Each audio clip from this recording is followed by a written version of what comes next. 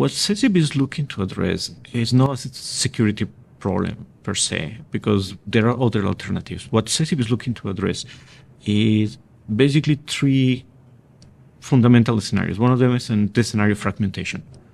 There are many standards, there are many requirements for devices.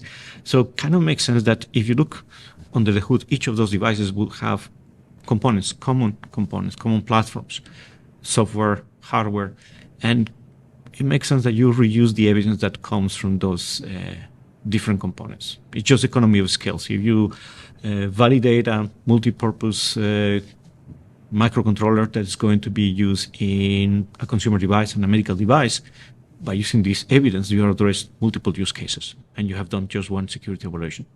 So you have the fragmentation.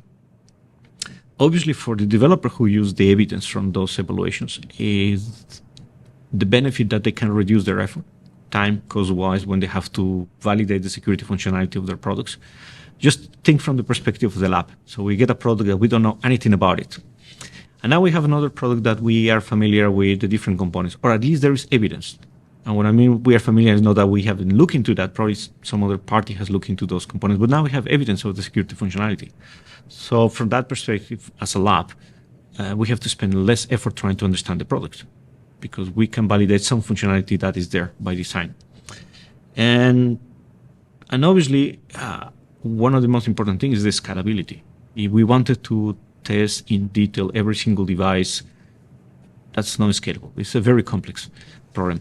But when we reuse the evidence that is across the common components of multiple devices, that's the problem that we can address. The business benefits of SESIP are for the IoT developer, the one who's building the end device, of course, is to have security evaluations of their products or evidence of that security in a way that is time and cost effective. That's the very first one. With that evidence, they can address their specific use cases. Normally, they are in the area of compliance, which many times translates like access to market. Now they can sell their product because they have evidence the product meets the requirements, risk management, and of course, as a market differentiator to differentiate from the competitors. Then it's also helpful for them because they are able to identify the right components, the right platforms for their use cases. So they can identify what is fit for purpose. And when you do that, obviously, again, going back to the element of scalability, this is a scalable way to address the fragmentation in the market. SESIP is not an answer looking for a question. By attending those workshops, the attendees have the opportunity to understand what is the question that SESIP is answering. What is the problem that we solve with SESIP? How do we solve it? And not just from an abstract perspective or from a methodology perspective or a technical perspective, because in this area, this is as much as a technical problem as it is a commercial or marketing problem.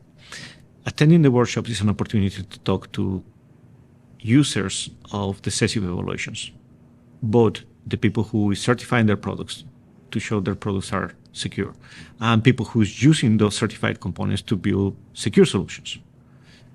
Attending the workshops is that opportunity to engage with the community, to understand how to use SESIP, to see the benefits of SESIP, and apply it to your specific use case. And then you will be able to identify that somebody else may have a similar problem to the problem that you have, and they may be working on a similar solution.